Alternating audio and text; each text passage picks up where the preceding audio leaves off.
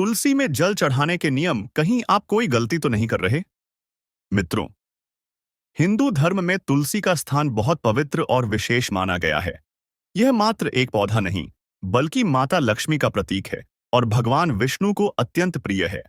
कहते हैं कि जब तक भोग में तुलसी पत्र नहीं होता, तब तक भगवान श्री हरि विष्णु उसे स्वीकार नहीं करते। इसलिए तुलसी की पूजा करना और उसमें जल अर्पित करना बहुत शुभ माना जाता है। यह न सिर्फ घर में सुख, शांति और समृद्धि लाता है, बल्कि आपके जीवन की सभी परेशानियों को भी दूर करता है। लेकिन क्या आप जानते हैं कि तुलसी की पूजा करते समय कुछ नियमों का पालन करना बेहद आवश्यक होता है? अगर आप इन नियमों की अनदेखी करते हैं, तो आपको लाभ के स्थान पर हानि हो सकती है। माता लक्ष्मी और भगवान विष्णु आपसे रुष्ट हो सकते हैं और आपके घर में नकारात्मक ऊर्जा प्रवेश कर सकती है। इसलिए तुलसी माता की पूजा करते समय इन बातों का विशेष ध्यान रखें। 1. सूर्यास्त के बाद तुलसी की पत्तियां न तोड़ें। शाम के समय तुलसी माता विश्राम करती हैं और इस समय उनकी पत्तियां तोड़ना अशुभ माना जाता है। इस समय तुलसी के आसपास सकारात्मक ऊर्जा एकत्रित होती है, जो घर परिवार में सुख, शांति और समृद्धि लाती है।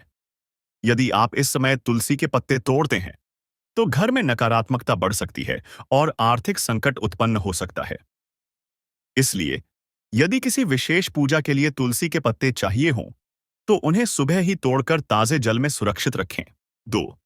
रविवार को जल अर्पित न करें। शास्त्रों के अनुसार रविवार को तुलसी माता विश्राम करती हैं और इस दिन उन्हें जल अर्पित करना शुभ नहीं माना जाता।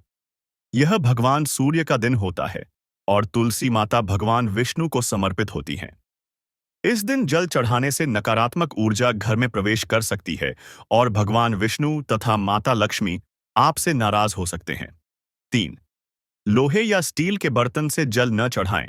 धार्मिक मान्यताओं के अनुसार तुलसी माता को जल चढ़ाने के लिए तांबे, पीतल या मिट्टी के पात्र का उपयोग करना चाहिए। लोहे या स्टील के बर्तन से जल चढ़ाने से नकारात्मक ऊर्जा आकर्षित होती है, जिससे परिवार में धन हानि, क्लेश और मानसिक तनाव बढ़ सकता है। इसलिए यदि तांबे या पीतल का पात्र न हो, तो कम से कम मिट्टी का पात्र अवश्य इस्तेमाल करें। 4. तुलसी में दूध या गंदा पानी न डालें। तुलसी माता को केवल स्वच्छ जल अर्पित करना चाहिए।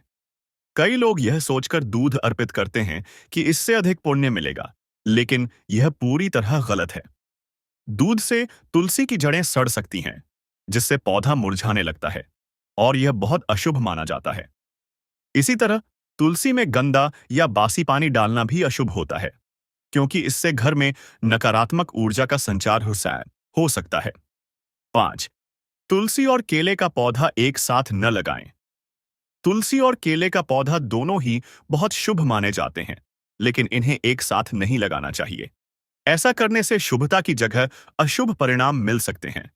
यदि आप केले का पौधा घर में लगाना चाहते हैं, तो इसे मुख्य द्वार के दाईं ओर और तुलसी को बाईं ओर लगाएं।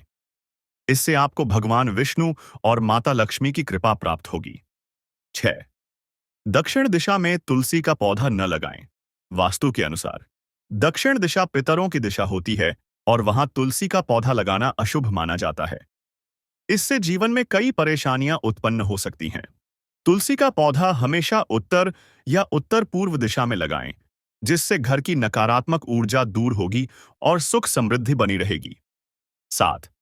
तुलसी का पौधा छत पर न रखें। तुलसी माता को छत पर रखने से उनका पवित्र प्रभाव कम हो सकता है।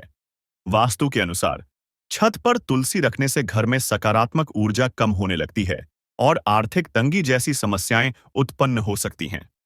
विशेष रूप से जिनकी कुंडली में बुध कमजोर हो, उन्हें यह गलती नहीं करनी चाहिए। 8.